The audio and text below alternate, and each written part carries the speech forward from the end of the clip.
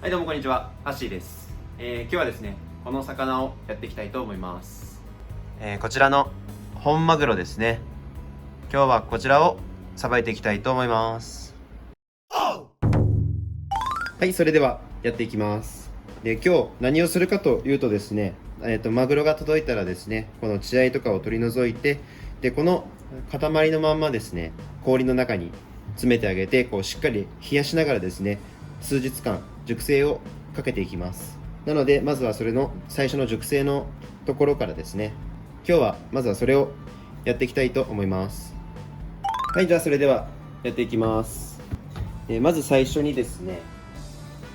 こちらのこの血合いの部分ですね、ここを取り除いていくんですけれど、血合いのこの付け根ですね、ここからですね、包丁をこのように血合いの部分だけに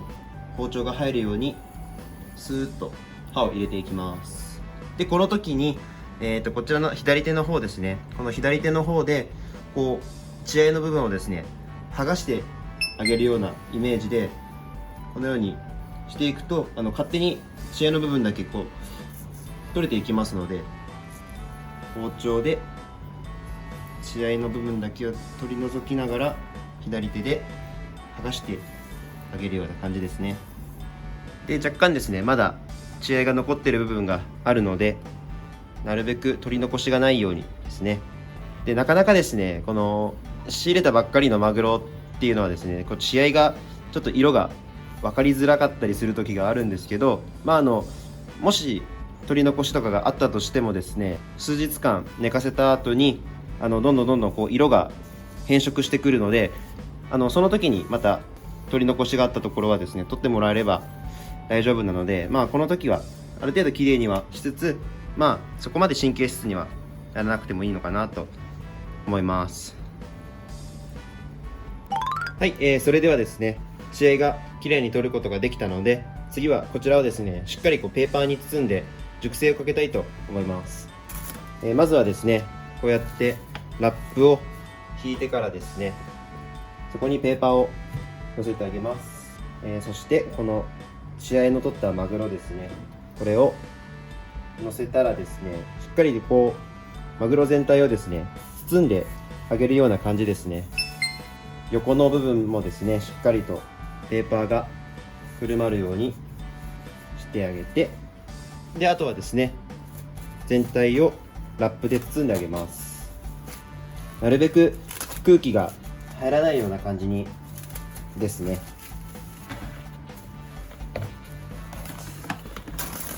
で、このようにしっかりと全体をですね、ペーパーとあとラップで包んであげることができたら、こちらの大きめの袋にですね、しっかりとこう入れてあげます。そしてですね、こちら空気を抜く、専用の機械なんですけど、こちらでこの中の袋の空気を抜いてあげて、しっかりとこう真空状態にしてあげます。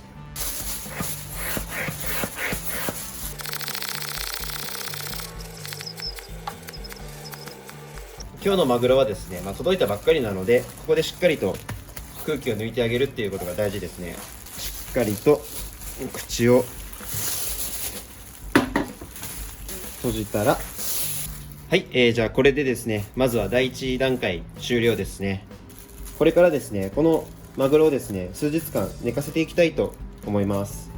で、その間にですね、このマグロからですね、結構ドリップが出てくるので、このペーパーはですね、1日ごとにこう変えていく必要がありますね。その時はですね、しっかりこのペーパーをきれいに変えて、で、新しくペーパーで包んでからですね、さっきの工程と同じようにラップで包んで、空気をしっかり抜いてあげるという工程を3日からだいたい1週間繰り返しやっていきます。マグロの状態にもよるんですけれども、今日は3日ぐらいで大丈夫だと思います。それでは3日後に移動。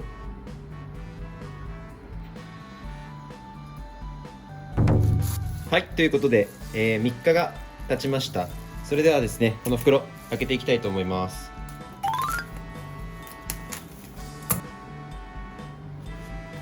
はい、このような感じですね。こんな感じで綺麗に油が回ってくれていますね。今からですね、これを柵取りしていこうと思います。マグロの部位の説明ですね。まず上のここですね。ここがマグロの赤身ですね。天身とも言いますね。この赤身の部分とこっちが、中トロ。だいたいここら辺、この辺りまでですかね。ここら辺までが中トロのここですね。ここがもう大トロですね。本マグロにしかない、大トロですね。この先端の部分はですね、砂ずりとか言ったりするんですけれども、本日はこのお腹の部分の方ですね。お腹の部分の方の柵取りですね。よし、じゃあやっていきます。ね、マグロをですね、柵取りするときはですね、まずはここに若干まだ骨がついてるので、この骨を少し取ってあげます。ここですね。ここにまだ若干骨が残っているので、これを取ってあげて、これですね。で、次は赤身の方から取っていきますね。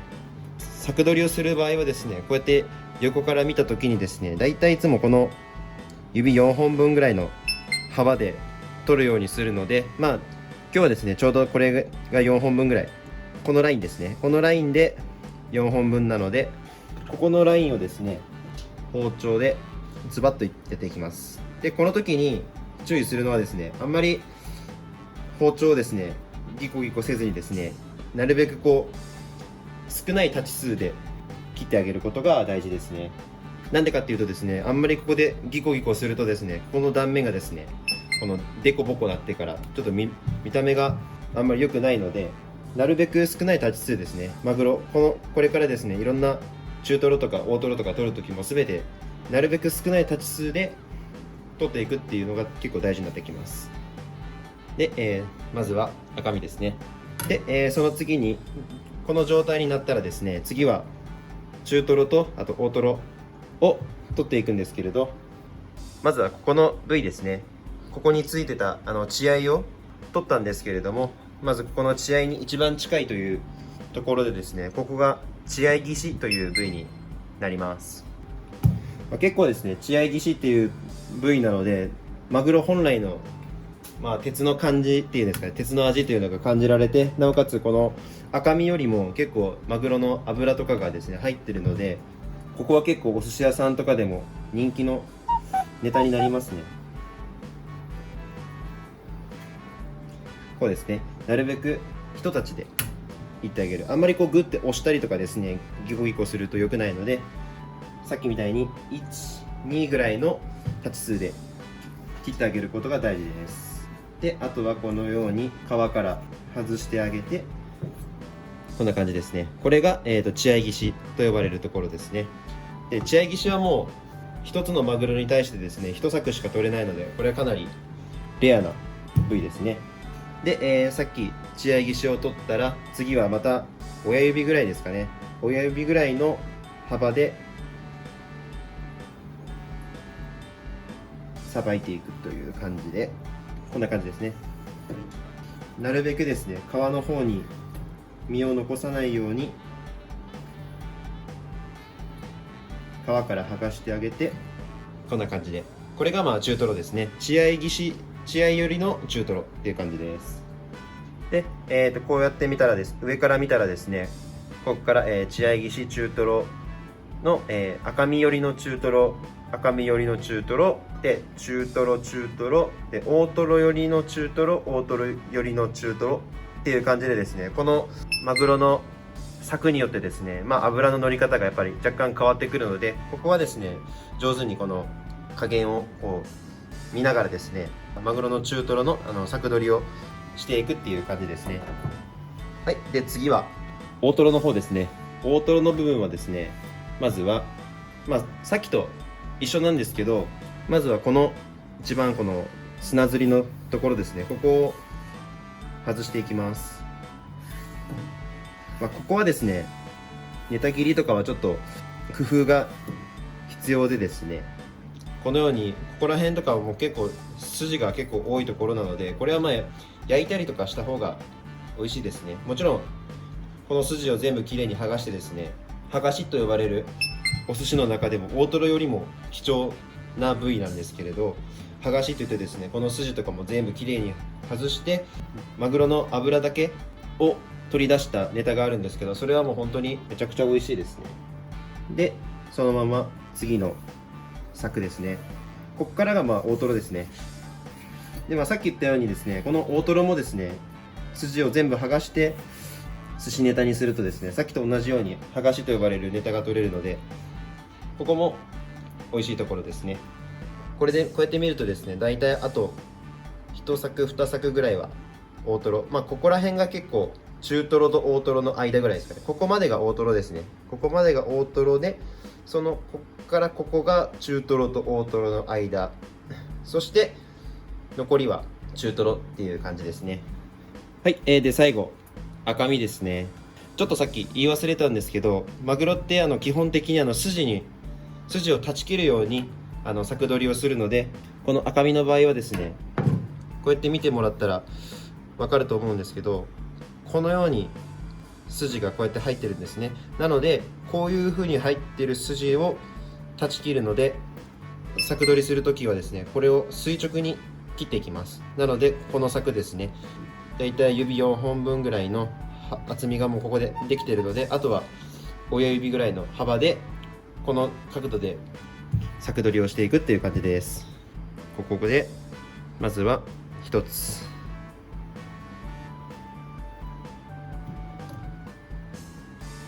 ですね。で、一応もう1つぐらいいけそうですね。もう1つぐらいいけそうなので、ここでもう1つで、この状態になったらですね、幅がこっちの面は狭くなってしまうので、次はこれを立てて、で立てるとですね、またこのように筋がこう入っているので、それを断ち切るような感じでこの角度で切っていきます。はい、これで3柵目ですね。で、残ったこの端の部分ですね、こちらはですね、少しこの長い柵状に切って鉄火巻きのネタにしたりとか、あとはちらし寿司の具にしたりとかっていう、いろんな使い方ができますね。はい、ということで、もうあっという間でしたね。すぐに柵取りは終わっちゃいます。2つがですね、さっき取った赤身の部分ですね。この真ん中、赤身の真ん中の部分と、これが一番てっぺんの部分ですね。赤身の一番最初の、一番もう筋が一番少ないところですね。この筋の少ない赤身で、血合い岸と、中トロ、大トロで、大トロの一番端の砂ずりと呼ばれる砂ずりっていう感じですね。このようにですね、柵取りをしてお寿司のネタに切っていくっていう感じなんですよね。でもだいぶ発色は良くなってきてますけれど、柵取りしたてのマグロっていうのはですね、結構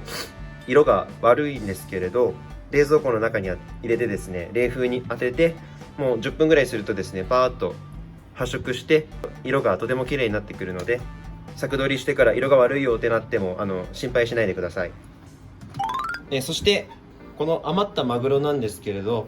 この余ったマグロもですね、前回と同じようにラップしてペーパーで包んであげてからですね、真空して保存することができるので、ここからはまたラップを敷いてペーパーを敷きます。で、その上から包んであげて、ここで空気が入らないようにしっかりと包んであげますね。さすがにですね、3キロ4キロのあるマグロとかですね、なかなか使い切ることってやっぱできないので、このようにして余ったマグロをまたさらに熟成させてですね、旨味を引き出していくという感じですね。ただですね、この空気を抜く時なんですけど、やっぱりどんどん熟成させている間にですね、マグロも水分が出てってしまいますので、仕入れたばっかりのマグロだったらぎゅうぎゅうに空気を抜いても大丈夫なんですけど、ある程度日数が経ってきてですね、水分が抜けてちょっと乾いてきたようなマグロになったらですね、ここの空気を抜いてあげる圧をですね、気をつけてあげないといけないですね。なんでかって言ったらですね、ここであんまりですね、ギッチギチに空気を抜きすぎてしまうとですね、ギュッとマグロがですね、圧迫されて、もう中の水分まで全部出てってしまいますので、ちょっとなんかカスカスのマグロになってしまうんですよね。乾いたマグロみたいな。なのである程度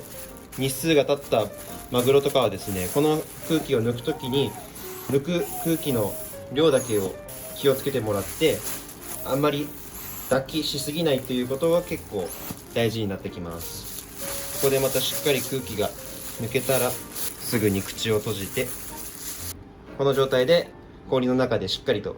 冷やしてあげるっていう流れになりますね。はい、ということで、以上がですね、仕入れたマグロのですね、処理の方法と、あとは柵取りの方法を、今日はご紹介しました。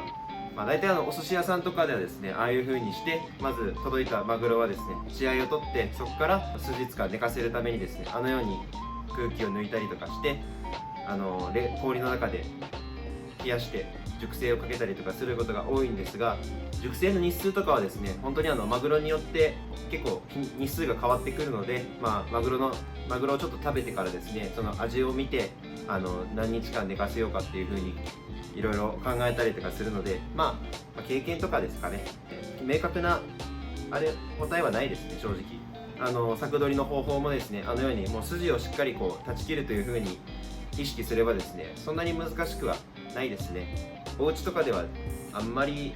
っていうか、もうほぼ塊の状態でマグロを買うことってないと思いますけど、柵状のマグロとかはですね、スーパーとかでもたまに売ってたりとかしますので、一つお家とかでですね、お寿司パーティーとかするとなったら、マグロの切り方、あれを一つ参考にしてもらえたらいいかなと思います。なんか説明が分かりづらいところとかがあったらですね、コメントとかで教えていただけたらちゃんと答えるので、コメント待ってます。今日の動画は以上ですね。高評価とチャンネル登録よろしくお願いします。ではバイバイ。